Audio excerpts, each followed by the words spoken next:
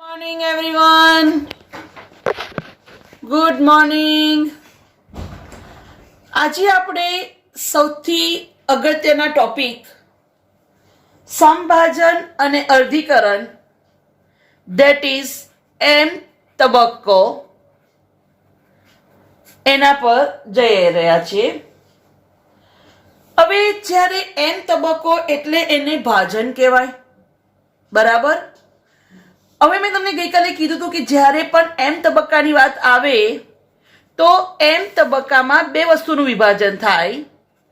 પહેલામાં પહેલું કોષ કેન્દ્રનું વિભાજન થાય. કોષ કેન્દ્રનું વિભાજન થાય એને કહેવાય કેરિયોકાઇનેસિસ. કેરિયોસ મતલબ કોષ કેન્દ્ર અને એનું વિભાજન ધેટ ઇઝ કાઇનેસિસ. અને બીજું કોષ રસ વિભાજન. કોષ રસ વિભાજન ધેટ ઇઝ એને કહેવાય સાઇટોકાઇનેસિસ. સાઇટો એટલે કોષ રસ, એનું વિભાજન ધેટ ઇઝ સાઇટોકાઇનેસિસ. હવે સંભાજનની પ્રક્રિયાની વાત કરીએ તો ખરેખર સંભાજનની જે પ્રક્રિયા છે એમાં એક પિતૃકોષ એનું વિભાજન થાય અને બે બાળકોષ મળે, એકાદો, બરાબર. પણ આ કયા પ્રકારનું વિભાજન છે? સમભાજન. એટલે એકમાંથી જે બે બાળકોષ બને બંનેમાં રંગસૂત્રોની સંખ્યા સરખી હોય. તો સમભાજનનો કન્સેપ્ટ એકદમ ક્લિયર. એકમાંથી બે બાળકોષ બને, બંનેમાં રંગસૂત્રોની સંખ્યા સરખી હોય. હવે તમને વાત કરું કે જે સમભાજન છે તો સમભાજનની જે પ્રક્રિયા છે, સમભાજનની પ્રક્રિયા ખરેખર 5 સ્ટેપમાં વહેંચાયેલી છે. ખરેખર આ પ્રક્રિયા આખી સળંગ છે. પણ આપણી અનુકૂળતા માટે એને 5 અવસ્થામાં વહેંચવામાં આવે છે.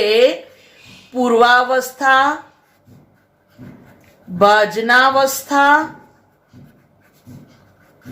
ભાજનોત્તરાવસ્થા, અંત્યાવસ્થા અને કોષ રસ વિભાજન. તો સૌથી ઇમ્પોર્ટન્ટ સંભાજનની 5 પેટા અવસ્થાઓ પૂર્વાવસ્થા, ભાજનાવસ્થા, ભાજનોત્તરાવસ્થા, અંત્યાવસ્થા અને કોષ રસ વિભાજન. બીજું શું ધ્યાન રાખવાનું કે સંભાજનમાં એક પિતૃકોષ એનું વિભાજન થઈને બે બાળકોષ મળે, બંનેમાં રંગસૂત્રોની સંખ્યા સરખી. એટલે તમે એને સમભાજન કહો અથવા આને કહેવાય સમસૂત્રણ પ્રકારનું વિભાજન. કાં તો સમભાજન કહો અથવા એને જ કહેવાય સમસૂત્રી ભાજન. હવે ખાલી તમને અત્યારે એક્સ્ટ્રા કહી દઉં કે જેવી રીતે આ થયું સંભાજન, બરાબર, એવી જ રીતે તમારે આના પછીના સ્ટેપમાં જોવાનું છે અર્ધીકરણ. અર્ધીકરણની પ્રક્રિયાની વાત કરું તો અર્ધીકરણની પ્રક્રિયા 2 ભાગમાં વહેંચાયેલી છે. અર્ધીકરણની પ્રક્રિયા 2 ભાગમાં વહેંચાયેલી છે અને આ જે પ્રક્રિયા થાય છે અર્ધીકરણની, તો અર્ધીકરણને અંતે એકમાંથી 4 બાળકોષ મળે છે. અર્ધીકરણની પ્રક્રિયાને અંતે એકમાંથી 4 બાળકોષ મળે છે અને જેમાં રંગસૂત્રોની સંખ્યા પિતૃ કરતા અડધી થાય છે, બરાબર. તો સમસૂત્રી ભાજન જેમાં બાળકોષોમાં રંગસૂત્રની સંખ્યા સરખી રહે છે. જ્યારે અર્ધસૂત્રણ અથવા એને અર્ધીકરણ કહો, જેમાં બાળકોષો એકમાંથી કેટલા બને? 4 બને, બરાબર. અને બાળકોષોમાં રંગસૂત્રની સંખ્યા અડધી થાય છે. ખબર પડી ગઈ મેજર ડિફરન્સ? બરાબર. એકચ્યુઅલી આ જે અર્ધીકરણની પ્રક્રિયા છે એના જે 2 સ્ટેપ છે, આ પહેલું સ્ટેપ એને કહેવાય અર્ધીકરણ 1 અને બીજું સ્ટેપ અર્ધીકરણ 2. અર્ધીકરણ 1, અર્ધીકરણ 2. અર્ધીકરણ 1 ને અંતે એકમાંથી 2 બાળકોષ મળે, બંનેમાં રંગસૂત્રોની સંખ્યા અડધી થાય છે. એટલે ખરેખર આ કયા પ્રકારનું કહેવાય? અર્ધસૂત્રણ. અને અર્ધીકરણ 2 ને અંતે અગેન એકમાંથી 2 બાળકોષ મળે છે, પણ આના માટે તો આનો પિતૃ આ થયો, એટલે આની જેટલી જ રંગસૂત્રોની સંખ્યા રહે છે. એટલે અર્ધીકરણ 2 કયા પ્રકારનું? સમસૂત્રણ પ્રકારનું. જો બેટા, ખરેખર આ કન્સેપ્ટ એકદમ ક્લિયર હોવો જોઈએ. ફરી એકવાર જુઓ. સમસૂત્રમાં એક પિતૃકોષમાંથી કે એક માતૃકોષમાંથી 2 બાળકોષ બને છે અને એમાં રંગસૂત્રોની સંખ્યા પિતૃ જેટલી ને જેટલી જ હોય. That is સમસૂત્રણ. ઓકે, તો ધ્યાન રાખજો કે સમસૂત્રણ એમાં એક માતૃકોષમાંથી 2 બાળકોષ બને છે, બંનેમાં રંગસૂત્રોની સંખ્યા સરખી રહે છે અને સમસૂત્રી પ્રકારનું વિભાજન શામાં જોવા મળે? દૈહિક કોષોમાં. શામાં જોવા મળે? દૈહિક કોષોમાં. બરાબર. અને દૈહિક કોષો એટલે કેટલા કયા નંબરના રંગસૂત્રોની જોડ? તો યાદ રાખજો 1 થી 22 જોડ. કયા નંબરની જોડ? 1 થી 22 જોડ. બરાબર. હવે જ્યારે આપણે વાત કરીએ કે અર્ધીકરણની વાત આવે, તો અર્ધીકરણની વાત કરીએ તો અર્ધીકરણ એમાં 2 સ્ટેપમાં વહેંચાય છે. અર્ધીકરણ 1, અર્ધીકરણ 2. અર્ધીકરણ 1 એ અર્ધસૂત્રણ પ્રકારનું છે, જેમાં એકમાંથી 2 બાળકોષ મળે અને બંને બાળકોષોમાં રંગસૂત્રોની સંખ્યા અડધી થશે. જ્યારે અર્ધીકરણ 2 એ સમસૂત્રણ પ્રકારનું છે, મતલબ કે આ પિતૃકોષ એમાંથી આ 2 બાળકોષ મળશે અને આમાંથી આ 2 બાળકોષ મળશે અને બંનેમાં રંગસૂત્રોની સંખ્યા કેવી થશે? સેમ પિતૃ જેવી. એટલે અહીંયા n છે તો અહીંયા n. તો ઇન શોર્ટ, અર્ધીકરણને અંતે એક માતૃકોષમાંથી 4 બાળકોષ મળશે અને ચારેયમાં રંગસૂત્રોની સંખ્યા અડધી હશે. અને ધ્યાન રાખજો કે અર્ધીકરણ પ્રકારનું વિભાજન શામાં જોવા મળે? તો લિંગી પ્રજનન કોષોમાં. મતલબ કે જ્યારે લિંગી કોષોમાં લિંગી રંગસૂત્રોનું વિભાજન થાય ત્યારે કયા પ્રકારનું વિભાજન થાય? અર્ધીકરણ. અને અર્ધીકરણને કારણે જે શુક્રકોષ કે અંડકોષ મળે છે એ કેવા હોય છે? એકકીય હોય છે. That is n. બરાબર ને? અને તો જ એકકીય શુક્રકોષ અને એકકીય અંડકોષ ભેગા થાય તો જ શું થાય? ફલિતાંડ રચાય. તમને ખ્યાલ આવે છે કે એકકીય શુક્રકોષ અને એકકીય અંડકોષ એ જ્યારે ભેગા થાય ત્યારે શું રચાય? દ્વિકીય ફલિતાંડ. બરાબર. તો ઓબ્વિયસલી શુક્રકોષ અને અંડકોષ કેવા હોવા જરૂરી છે? એકકીય હોવા જરૂરી છે. ક્લિયર? Okay, fine, good. તો આ મેં તમને એકદમ બેઝિક ઇન્ફોર્મેશન આપી. આટલો કન્સેપ્ટ ક્લિયર હોવો જરૂરી છે. અર્ધીકરણની પેટા અવસ્થાઓ પછી સમજાવીશ એટલે કન્ફ્યુઝન ના થાય. અત્યારે તમને ખાસ ખબર પડી જોઈએ કે ભાઈ સમભાજન, એમાં એકમાંથી બે બાળકોષ મળે, બંનેમાં રંગસૂત્રોની સંખ્યા સરખી, સમભાજનની પ્રક્રિયા 5 પેટાઅવસ્થામાં વહેંચાય છે: પૂર્વાવસ્થા, ભાજનાવસ્થા, ભાજનોત્તરાવસ્થા, અંત્યાવસ્થા અને કોષરસ વિભાજન. ઓકે, ચલો હવે હું જે સમજાવું છું એ ધ્યાન રાખજો. આ તમને ખાલી જસ્ટ હાઇલાઇટ આપું છું, પછી ડિટેલમાં ટોપિક જઈશું આગળ. તો પહેલી અવસ્થા પૂર્વાવસ્થા, બીજી અવસ્થા ભાજનાવસ્થા, ત્રીજી અવસ્થા ભાજનોત્તરાવસ્થા. બરાબર.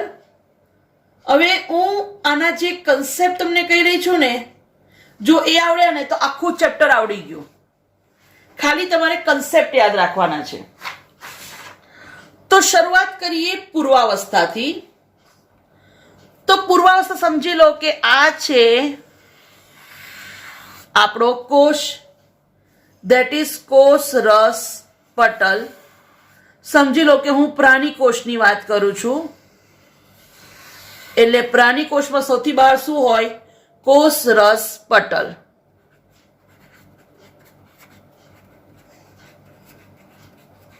બરાબર. હવે પૂર્વાવસ્થા, એની શરૂઆતમાં એટલે ખબર પડે છે ને કે કોષ G1 SG2 એમાંથી હવે આવશે M તબક્કામાં. બરાબર.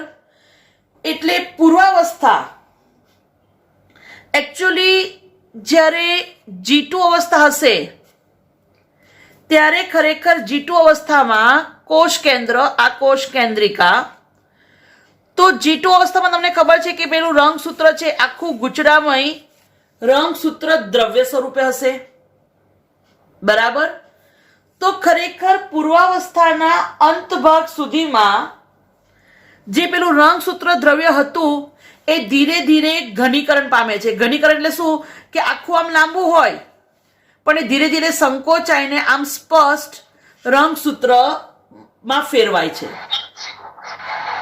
ઘનીકરણ થવું મતલબ કે પોતાની લંબ ધરીને સંકોચાવવું. ઘનીકરણ થવું એટલે શું? પોતાની લંબ ધરીને સંકોચાવવું. જે આખું આટલું લાંબુ હતું એ ધીરે ધીરે આમ સંકોચાય છે. જસ્ટ લાઈક તમે જોઈ શકો છો કે આ આખું ગુજરાત એટલું લાંબુ છે પણ એ જ વસ્તુ પોતાની લંબ ધરીને સંકોચાય અને આવી રચના બને. રાઈટ. તો ખાસ ધ્યાન રાખવાનું કે પૂર્વાવસ્થા એના અંત ભાગ સુધીમાં રંગસૂત્ર ઘનીકરણ પામે છે, મતલબ કે પોતાની લંબ ધરીને સંકોચાય છે અને આપણે આ અવસ્થામાં અંતમાં રંગસૂત્ર સ્પષ્ટ જોઈ શકીએ છીએ. બરાબર. ક્યારે?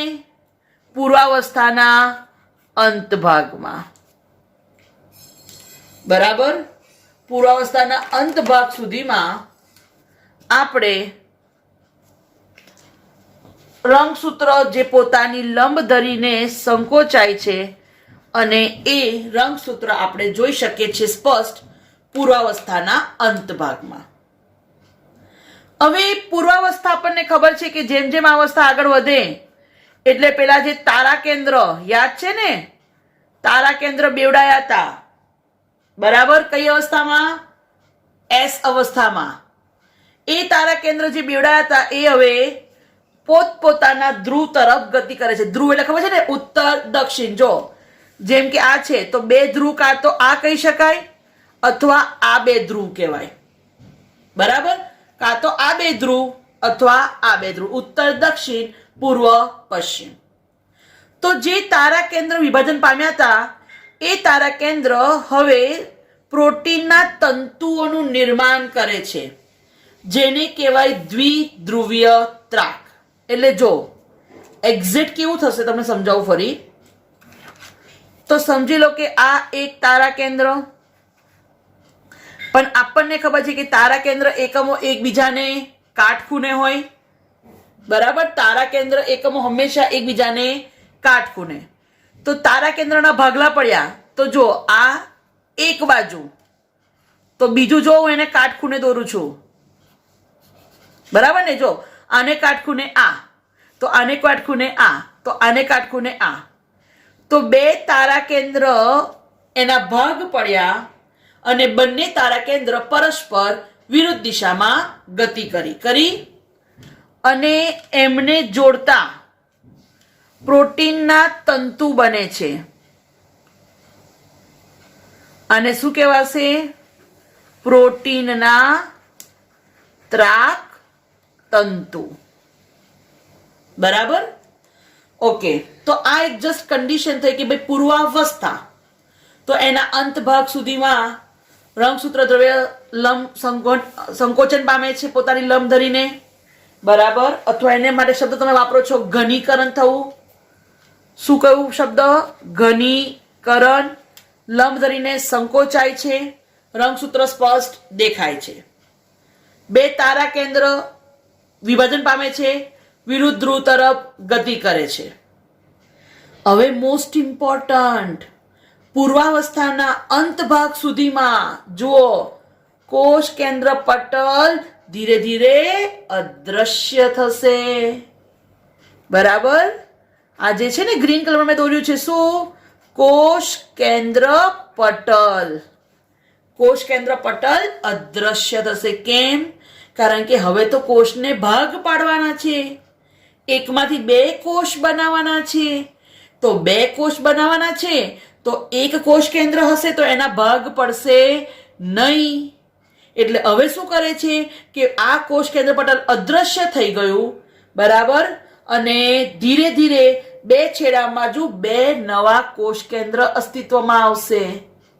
જેવી રીતે રંગસૂત્ર બેવડાયા, તારા કેન્દ્ર બેવડાયું, એવી રીતે ધીરે ધીરે ધીરે અંગિકાઓ પણ બેવડાશે.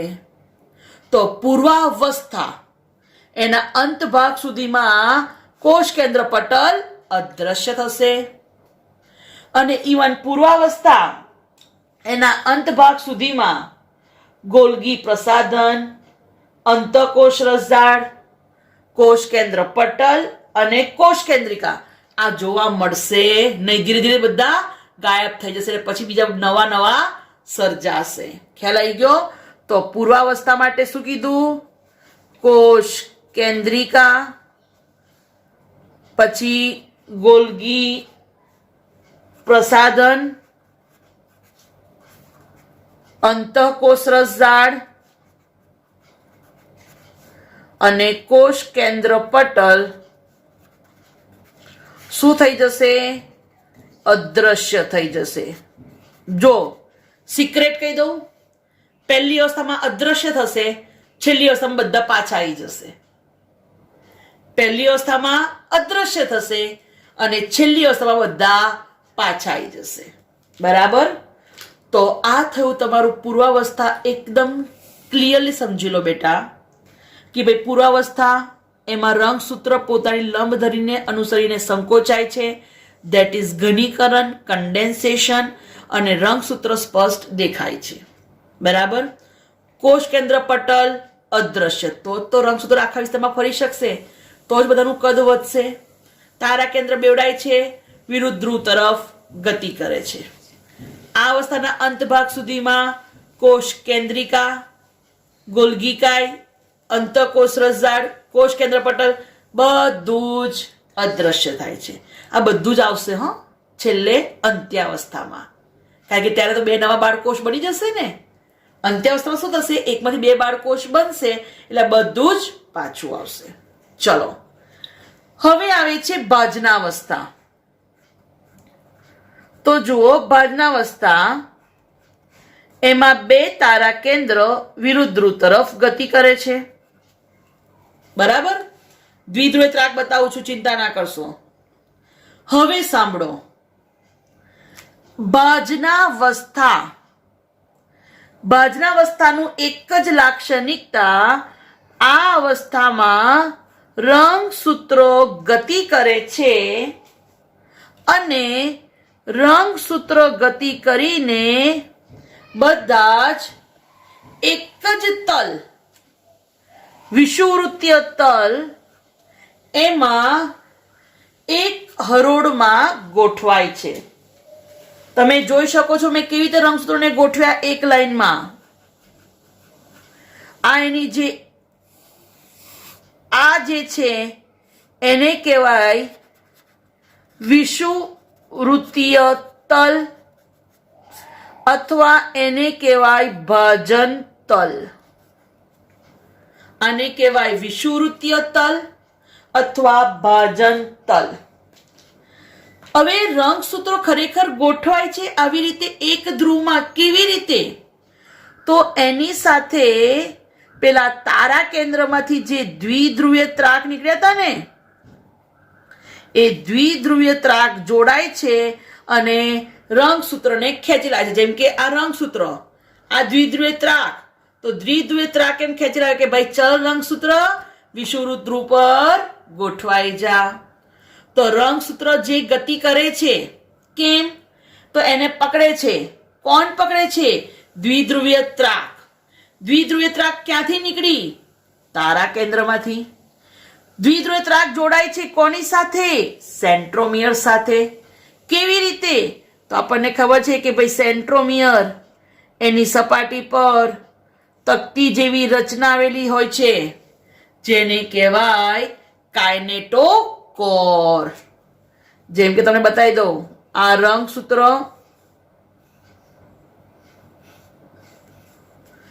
તો જુઓ, આ જે વચ્ચોવચ્ચ છે એને કહેવાય સેન્ટ્રોમિયર. બરાબર? અને સેન્ટ્રોમિયર એની સપાટી પર આ જે જુઓ છો પિંક કલર, આ જે પિંક કલર છે એને કહેવાય કાઇનેટોકોર. સમજમાં આવ્યું? બરાબર? તો આ સૌથી અગત્યની વસ્તુ ભાજનાવસ્થા. ભાજનાવસ્થા એટલે દિમાગમાં ફિટ. રંગસૂત્રો એક ધ્રુવ પર એટલે કે વિષુવવૃત્ત ધ્રુવ પર એક સમતલમાં ગોઠવાય. આ સમતલને કહેવાય ભાજન તલ અથવા વિષુવવૃત્તીય તલ. રંગસૂત્ર જોડાય છે કોના દ્વારા? તો ત્રાક તંતુ દ્વારા. આ શું છે? ત્રાક તંતુ. કોના દ્વારા જોડાય? ત્રાક તંતુ દ્વારા. બરાબર? અને વિષુવવૃત્ત ધ્રુવ એક સમતલમાં ગોઠવાય છે. નેક્સ્ટ અવસ્થા ભાજનોત્તરાવસ્થા. ભાજનોત્તરાવસ્થા એટલે ભાગલા પાડવા. જેમ કે કેશા અને રોશની બંને મારી છોકરીઓ છે. મારી પાસે એક ડેરી મિલ્ક સિલ્ક છે 500 રૂપિયા વાળી અને મારી જોડે 5 સ્ટાર છે 10 રૂપિયા વાળી. 500 રૂપિયાની ડેરી મિલ્ક સિલ્ક છે અને 10 રૂપિયાની 5 સ્ટાર છે. મારી બે છોકરીઓ છે નંદિની અને કેશા. હવે હું એવું કરું કે ચલ કેશા તને હું આપી દઉં આ અને નંદિની તું લઈ લે બકા આ. Is it okay? આવા ભાગલા ચાલશે? કેશાને આપું છું આ ચોકલેટ, નંદિનીને આપું છું આ ચોકલેટ. આ ભાગલા ચાલશે? ના, કારણ કે આ ભગોડા ખોટા છે. જો મારે ભાગલા પાડવા તો શું કરીશું? આ જે મોટી ડેરી મિલ્ક સિલ્ક છે એના 2 ટુકડા કરીશ, નંદિની અને કેશાને આપીશ. એવી જ રીતે હું 5 સ્ટારના 2 ટુકડા કરીશ અને નંદિની અને કેશાને આપીશ. રાઈટ? ઓકે. તો તમને જે રીતે સરખા ભાગ પાડતા આવડી ગયું એવી જ રીતે આ જે ભાજનોત્તરાવસ્થા છે, આ ભાજનોત્તરાવસ્થામાં ભાગલા પડે છે. જે રીતે મેં ભાગલા પડ્યા ડેરી મિલ્ક સિલ્ક અને 5 સ્ટારના, કે ભાઈ એક ટુકડો નંદિનીને અને એક ટુકડો કેશાને સેમ એવી રીતે અહીંયા જેટલા પણ રંગસૂત્રો છે એના સેન્ટ્રોમિયરના ભાગલા પડે છે અને દરેક એકલ સૂત્રને પોતાનું સ્વતંત્ર સેન્ટ્રોમિયર મળે છે. તો જસ્ટ લાઈક આ હતી તમારી ડેરી મિલ્ક સિલ્ક, એના બે ભાગલા પડ્યા. આ છે પિંક કલર તમારી 5 સ્ટાર, એના બે ભાગ પડ્યા. તો આ છે તમારી કિટકેટ, એના બે ભાગ પડ્યા. અને આ છે તમારી મંચ, એના બે ભાગલા પડ્યા. તો હવે સમજી લો ભાજનોત્તરાવસ્થા, ભાજનોત્તરા ધેટ મીન્સ ભાગલા પડવા. કયા પ્રકારનું વિભાજન છે? સમભાજન પ્રકારનું વિભાજન. એટલે સમભાજન પ્રકારના વિભાજનમાં જ્યારે ભાજનોત્તરાવસ્થા આવે છે ત્યારે દરેક રંગસૂત્રનું જે સેન્ટ્રોમિયર છે એના ભાગ પડે છે અને દરેક એકલ સૂત્ર, આને કહેવાય એકલ સૂત્ર, એને પોતાનું સ્વતંત્ર સેન્ટ્રોમિયર મળે છે. અને આમાં મદદ કરે છે કોણ? ત્રાક તંતુ. ત્રાક તંતુ ક્યાંથી નીકળે? આપણને ખબર છે, તારા કેન્દ્રમાંથી. બરાબર. તો આ થયું મોસ્ટ ઇમ્પોર્ટન્ટ ભાજનોત્તરાવસ્થા. હવે તમે જોઈ શકો છો કે આ અવસ્થાને અંતે જ્યારે આવા ભાગલા પડ્યા તો ભાગલા પડવાથી શું થયું કે એક બાજુ આટલા રંગસૂત્રો અને બીજી બાજુ આટલા રંગસૂત્રો. બરાબર. તો બે ભાગ પડે છે એટલે બંને ધ્રુવ પાસે સંખ્યા તમે જુઓ, અહીંયા કેટલા રંગસૂત્રો છે? 1 2 3 4. તો જ્યારે અહીંયા ભાગ પડ્યા તો પણ સંખ્યા કેટલી થાય છે? 1 2 3 4. તો ભાજનોત્તરા અવસ્થાને અંતે તમે જોઈ શકો છો કે ભાજનોત્તરા ભાગલા પડ્યા, દરેક રંગસૂત્રના સેન્ટ્રોમિયરનું વિભાજન થયું અને દરેક એકલ સૂત્રિકાને પોતાનું સ્વતંત્ર સેન્ટ્રોમિયર મળ્યું. તો ભાજનોત્તરા એટલે ભાગલા પાડવા, પણ તમે જોઈ શકો છો કે આ સમભાજન પ્રકારનું વિભાજન છે એટલે અહીંયા જેટલા પણ રંગસૂત્રો હતા એના ઇક્વલ ભાગલા પડ્યા. તો that is the main aim of પૂર્વાવસ્થા, કે પૂર્વાવસ્થાને અંતે દરેક ધ્રુવ, આ એક ધ્રુવ છે, આ બીજો ધ્રુવ છે. હવે શું કરશે? તો આ ત્રાક તંતુઓ પેલા રંગસૂત્રને ખેંચશે. જેમ કે અહીંયા રંગસૂત્ર છે તો આ ત્રાક તંતુ છે મારી આંગળી, તો ત્રાક તંતુ સમજી લો કે આ વિષુવવૃત્ત ધ્રુવ પર છે, તો ત્રાક તંતુ પેલા રંગસૂત્રને ખેંચશે અને રંગસૂત્રને પોતાના ધ્રુવ તરફ લાવશે. તો એવો અહીંયાનો એક ત્રાક તંતુ એને આમ ખેંચશે. ખ્યાલ આવ્યો? તો ત્રાક તંતુઓ શું કરે છે? તો જેમ કે સમજી લો કે આ એક સરખું રંગસૂત્ર છે પીળા રંગનું. બરાબર. આ વિષુવવૃત્ત ધ્રુવ પર છે, આ સેન્ટ્રોમિયર, એના ભાગ પડ્યા. તો આ બાજુનો ત્રાક તંતુ આને આ ધ્રુવ તરફ ખેંચશે, તો આ બાજુનો ત્રાક તંતુ એને આ ધ્રુવ તરફ ખેંચશે. બરાબર. સમજી લો કે આ એક રંગસૂત્ર છે. બરાબર. આ ગ્રીન ગ્રીન બીજું છે, સમજી લો. બરાબર. તો શું થશે? આ ધ્રુવ તરફ ખેંચશે, આ ધ્રુવ તરફ, આ ધ્રુવ તરફ, આ ધ્રુવ તરફ. સમજણ પડી? તો મેં તમને આવા બે બતાવ્યા, બીજા બે, એટલે ખબર પડી ટોટલ આવી રીતે 4 હોય પણ પોતપોતાના ધ્રુવ તરફ ગતિ કરશે. બરાબર. પણ અહીંયા દેખો સેન્ટ્રોમિયરનું વિભાજન થયું છે. તો સમભાજનમાં ભાજનોત્તરાવસ્થાની લાક્ષણિકતા સેન્ટ્રોમિયરનું વિભાજન. અને જ્યારે સેન્ટ્રોમિયરનું વિભાજન થાય છે ત્યારે દરેક એક સૂત્ર પોતપોતાના ધ્રુવ તરફ ગતિ કરે છે. અને મોસ્ટ ઇમ્પોર્ટન્ટ, આ અવસ્થાના અંત ભાગમાં, ભાજનોત્તરા અવસ્થાના અંત ભાગમાં દરેક ધ્રુવ પાસે એકઠા થતા એકલ સૂત્રો દરેક ધ્રુવ પાસે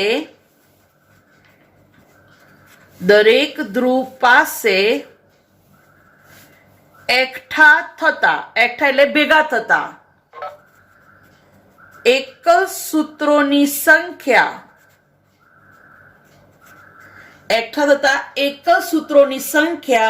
મૂળ કોષના રંગસૂત્રો જેટલી જ હોય. અહીંયા શબ્દ વાપરીશું એકલ સૂત્ર, જે ભવિષ્યમાં બેવડાઈ જશે. બરાબર. તો દરેક ધ્રુવ પાસે એકઠા થતા એકલ સૂત્રોની સંખ્યા મૂળ કોષના રંગસૂત્ર જેટલી જ હોય. બરાબર. અને જે ભવિષ્યમાં શામાં ફેરવાશે? રંગસૂત્રમાં. પણ મેઇન હવે તમે જુઓ કે આ એક કોષ બનશે તો એમાં કેટલા રંગસૂત્ર? 4. આ બીજો બાળકોષ મળ્યો, કેટલા? 4. થઈ ગયું. અહીંયાથી ભાગ પાડી દો. આ ભાગ પડી ગયા તો થઈ ગયા 2 કોષ. એક આ કોષ, આ બીજો કોષ. બંને કોષમાં રંગસૂત્રોની સંખ્યા 4 એકાદો. બરાબર. અને મેઇન વસ્તુ રંગસૂત્રોની સંખ્યા પિતૃકોષ જેટલી જ, માટે એને કહેવાય સમભાજન. સરખું ભાજન, સમભાજન. The cell is now ready to go through mitosis, which consists of prophase, metaphase, anaphase, and પૂર્વાવસ્થા, telophase. બાદના, બાદનોત્તરા, During અંત્યા. prophase, the chromosomes પૂર્વાવસ્થા. condense and become visible, appearing as two રંગસૂત્રો sister સ્પષ્ટ દેખાય છે. chromatids held together at the centromere. સેન્ટ્રોમિયસ The જોઈને જોડાય છે. cytoskeleton disassembles as the તારા spindle કેન્દ્ર begins વિભાજન to પામે form. છે. તારા કિરણો In નીકળ્યા. animal cells, centrioles play an important role in the distribution of the chromosomes. પ્રાણી that કોષમાં divide તારા the કેન્દ્ર cell. હોય જે કોષ The રંગસૂત્રની વહેંચણીમાં ભાગ centrioles ભજવે. migrate to opposite poles, તારા કેન્દ્ર ઘસ્યા establishing વિરુદ્ધ a ધ્રુવ bridge of તરફ. microtubules called the spindle apparatus. And ત્રાક the તંતુ nuclear મહત્વનો ભાગ envelope ભજવે breaks છે. down. Towards the end of ચલો હવે prophase, બાજનાવસ્થા. chromosomes attach by proteins in their centromeres called દેખ્યું આખું કાઇનેટોકોર દ્વારા to જોડાય છે. microtubules from each pole, moving the chromosomes toward the equator હવે of દેખો the રંગસૂત્રો cell. કયા ધ્રુવ પર આવ્યા? During વિષુવવૃત્ત ધ્રુવ પર. metaphase, દેખાયા? all chromosomes are That is aligned કઈ at the અવસ્થા? equator of the બાજનાવસ્થા. cell, called the metaphase plate. બાજનાવસ્થા તલ, બાજના તલ Anaphase કીધું. begins with the ચલો હવે degradation શું of થયું? proteins that hold sister chromatids together, freeing individual chromosomes. હવે The બાજનોત્તરા. free chromosomes are then થઈ pulled ગયું? by their kinetochores to દ્વિધ્રુવ ત્રાકનું opposite સંકોચાય poles. છે અને એકલ સૂત્ર At પોતપોતાના ધ્રુવ તરફ telophase, a cleavage ગતિ કરે furrow છે. forms in the center of the cell. બરાબર. અંત્યાવસ્થામાં ભાગ પડે છે અને એકમાંથી 2 બાળકોષ બની જશે. Surrounding the inside of the cell's circumference. થઈ Chromosomes ગયું? cluster at opposite poles બરાબર. and begin અંત્યાવસ્થામાં decondensing દેખો as કોષ the કેન્દ્ર nuclear બની ગયું, envelope કોષ કેન્દ્ર પટલ reforms બન્યું around them. અને બધી The અંગિકાઓ spindle ફરી apparatus બનશે disassembles અને as the એકમાંથી 2 microtubules are બાળકોષ broken બન્યા. down into tubulin monomers that can be used to. You will learn about mitosis. Mitosis is a તો જો સમભાજન દેખો જો આની પૂંછડી બની આખી દેખાઈ. regeneration of body parts. નવી પૂંછડી બની કોના દ્વારા? વિભાજન દ્વારા નવા કોષો ઉમેરાયા Separation of nuclear અને chromosomes એક કોષમાંથી બનશે 2 બાળકોષ. જુઓ nuclei. It is divided into 4 key phases. ચલો એના મુખ્ય અવસ્થાઓ: પૂર્વાવસ્થા, Metaphase, બાદનાવસ્થા, anaphase, બાદનોત્તરાવસ્થા, and telophase. અંત્યાવસ્થા. An additional phase called અને વધારાનું કોષ રસ વિભાજન જેવા કોષ રસના ભાગલા પડે. before a dividing cell enters mitosis. ચલો પહેલા રંગસૂત્ર દ્રવ્ય સ્વરૂપે હોય છે. Then rest. બરાબર. This period is called interphase. આંતરાવસ્થા. Interphase, તારા કેન્દ્ર genetic બેવડાયા material of a cell increases. અને કોષનું દ્રવ્ય બેવડાય છે. આંતરાવસ્થા. ચલો હવે During પૂર્વાવસ્થા. the chromatin condenses જો and દેખ્યું becomes short and સંકોચાયું thick. અને એકદમ સ્પષ્ટ રંગસૂત્ર Each દેખાયું. chromosome has 2 sister chromatids. 2 એકલ સૂત્રિકાઓની બનેલી હોય છે. Centromere. જોડાય છે કોના દ્વારા? Centromere. And the nuclear membrane starts ધીરે ધીરે કોષ કેન્દ્ર પટલ અદ્રશ્ય થયું, તૂટ્યું. હમણાં 2 તારા કેન્દ્ર વિરુદ્ધ ધ્રુવ તરફ ગતિ કરે છે. centrioles દ્વિધ્રુવીય ત્રાકનું નિર્માણ થાય. opposite poles, forming a spindle between them. બની જો આ દ્વિધ્રુવીય ત્રાક બની રહી છે. During metaphase, હવે ભાજનાવસ્થા શું થશે? દ્વિધ્રુવ ત્રાક જોડાશે. કોની સાથે? જુઓ, એકદમ પરફેક્ટ. યસ, જોડાઈ જાય. દેખ્યું? દ્વિધ્રુવ ત્રાક જોડાય છે સેન્ટ્રોમિયર સાથે. અને ક્યાં ગોઠવાય? વિષુવવૃત્ત તલ પર. are held at the centromere, confirming the presence of protein structures called kinetochore. દેખ્યું? કાઇનેકોટોકોર સાથે જોડાયું. The kinetochore holds the chromosomes and attaches them to the spindle. ગોઠવાઈ ગયા દ્વિધ્રુવ ત્રાક પર. During ચલો, એના ફેઝ શું થશે? sister chromatids ભાજનોત્તરા. દેખો, સેન્ટ્રોમિયર નું વિભાજન પરફેક્ટ. the divided centromere બરાબર. અને બંને તરફ જો એકલ સૂત્રિકાઓ જતી રહી. as the microtubule shortens. હવે દ્વિધ્રુવ ત્રાક તત્વો સંકોચાશે Move apart અને રંગસૂત્ર પોતપોતાના ધ્રુવ તરફ ગતિ કરશે. That means as the chromosomes એકલ સૂત્ર પોતપોતાના ધ્રુવ તરફ ગતિ કરશે.